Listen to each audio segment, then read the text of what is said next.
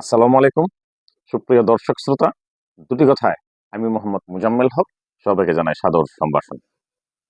Doctor Mohammad Yunus সাহেবের একটি কথার উপর দেশে বর্তমানে ব্যাপক বিতর্ক চলছে। নির্বাহী ম্যাজিস্ট্রেট তাপসী তাবাসসুম উর্মি এ নিয়ে ফেসবুকে একটি পোস্ট করছিলেন। সেই পোস্টের বিষয়বস্তুকে নিয়ে অনেক আলোচনা পর্যালোচনা শুরু হয়েছে। এখন বিষয়টা নিয়ে যারা যারা কথা বলতেছেন এক একজন এক এক দৃষ্টিভঙ্গি নিয়ে কথা বলতেছেন। তাপসী তাবাসসুম উর্মি ডক্টর মোহাম্মদ ইউনূস সাহেবের কথাকে কেন্দ্র করে বলছেন তিনি মুক্তিযুদ্ধের ইতিহাস মুছে দিতে চায়। এটা কি এতই সহজ? না, এটা মোটেও কোনো সহজ কাজ নয়। তাপসী তাবাসসুম উর্মি নির্বাহী ম্যাজিস্ট্রেট, তিনি বিসিএস ক্যাডারের একজন কর্মকর্তা। তিনি বিশ্ববিদ্যালয়ের সর্বোচ্চ পাঠ সমাপ্ত করে তিনি এই চাকরি নিয়েছেন।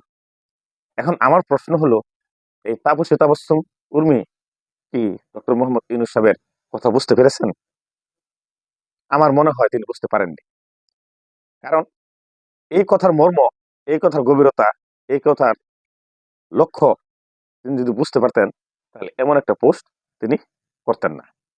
আর তাপসী তাবাসসুম মনে মনে মর্মাহত, কারণ তিনি শেখ হাসিনার আমলে বিসিএস দিয়ে তিনি ম্যাজিস্ট্রেট হয়েছেন।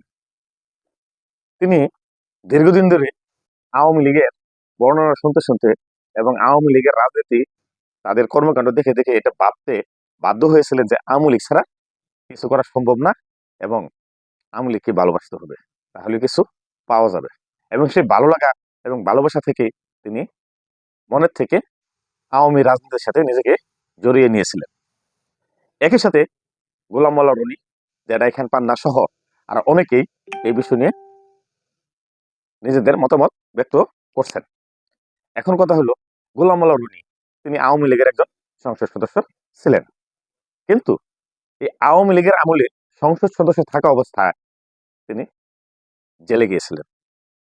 তিনি মনে কষ্টে শেষ পর্যন্ত আওয়ামী লীগ ত্যাগ করে বিএনপিতে যোগদান করেছিলেন এবং বিভিন্ন টকশোতে তিনি বলতেন যে তিনি আওয়ামী লীগ দলটাকে ভালোবাসতেন, দীর্ঘদিন এই দলের রাজনীতি করেছেন, যদিও পরিস্থিতির কারণে এই দলটাকে ত্যাগ করতে হয়েছে, কিন্তু মনে মনে এখনো আওয়ামী লীগের প্রতি তার যথেষ্ট ভালোবাসা এবং সম্মান বোধ আছে।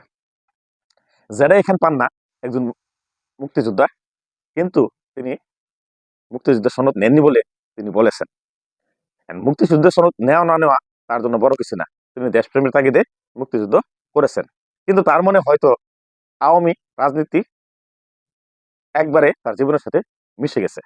একটা শ্রেণী আছে যে মুক্তিযোদ্ধা মানে আওয়ামী লীগ, আওয়ামী লীগ মানে মুক্তিযোদ্ধা, তারাই দেশপ্রেমিক, তারাই দেশটাকে ঠিক করছে। আওয়ামী লীগের বাইরে যত মুক্তিযোদ্ধা আছে তারা প্রকৃত মুক্তিযোদ্ধা না, এমন ফিলোসফি দ্বারা তারা নিজেদেরকে সান্ত্বনা দেয় এবং নিজেদেরকে বড় মাপের মুক্তিযোদ্ধা বা আওয়ামী লীগ হিসেবে ভাবে। এখন কথা হলো, তাপসী তাবাসসুম উর্মি উনি আওয়ামী লীগই হোক বা অন্য কোনো রাজনীতিবিদ হোক সেটা বড় কথা না, তিনি একটি সরকারি চাকরি করেন। সরকারি চাকরির একটা আচরণবিধি আছে, সেই আচরণবিধি মেনে তাকে চাকরি করতে হয় এবং করা উচিত। এবং আচরণবিধি যদি কেউ লঙ্ঘন করে তাকে অবশ্যই বিভাগীয় মামলা ফেস করতে হবে এবং এই আচরণবিধি লঙ্ঘনের দায়ে তাকে শাস্তি পেতে হবে। এটাই সরকারি চাকরির বিধি। এখন কথা হলো যে আজকে আমাদের দেশের মধ্যে একটা বিপ্লব হয়ে গেল, সেই বিপ্লবের উপরে অনেক নতুন অধ্যায়ের সূচনা হয়েছে এবং সেই নতুন অধ্যায়ের সূচনার ক্ষেত্রে ডক্টর মোহাম্মদ ইউনূস বলেছেন অনেক কিছু নতুন করে ভাবতে হবে। একবারে সব পুরাতন জড়ার জন্য জোরে বসে থাকলে হবে না। রিসেট বাটন অর্থ কি? রিসেট বাটনের অর্থ হলো পুনর্বিন্যাস করা, পুনরায় সেট করা। অনেক সেট গুলা ভেঙে গেছে, এটাই রিসেট বাটন। রিসেট বাটন মানে এই না যে আমি অতীতকে মুছে দিলাম।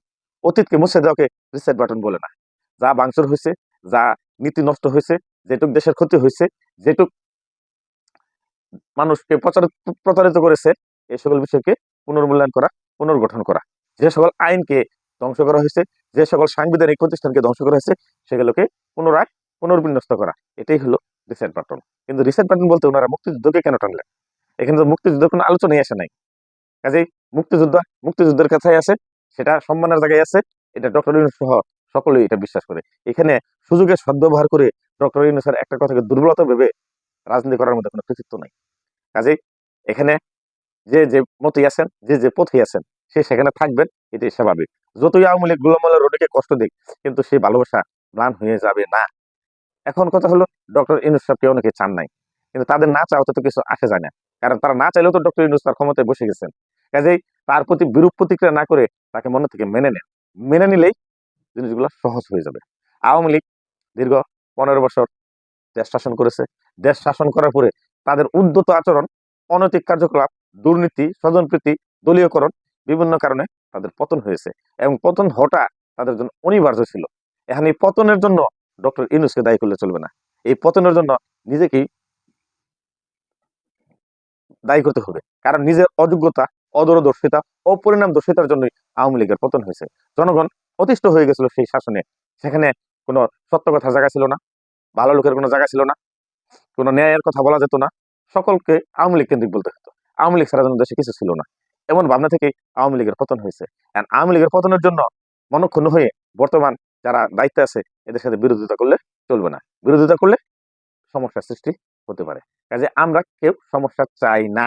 দেশ সুন্দরভাবে চলুক, দেশ উন্নত হোক, সমস্যাগুলো দূরীকরণ হোক, মানুষের যে দ্রব্যমূল্যের ঊর্ধ্বগতি, যে আইনের শাসনের ঘাটতি, সেটা পূরণ হোক, মানুষ সুখে সমৃদ্ধে বাস করুক। এখন যার মনে যে কষ্ট আছে, সেটা অনেকের অনেক বিষয় থাকতে পারে। কেউ কেউ মনে মনে ভাবছে সরকার পতন হলে আমি একটা পদ পাবো, বা যারা পদ পাইছে তারা অনেকে আমার শত্রু, অনেকে আমি পছন্দ করি না, এমন হতে পারে। এটা অস্বাভাবিক কিছু না। কিন্তু সকল কিছুর ঊর্ধ্বে দেশ, সকল কিছুর ঊর্ধ্বে জনগণের নিরাপত্তা, সকল কিছুর ঊর্ধ্বে দেশের শান্তি ও সমৃদ্ধি।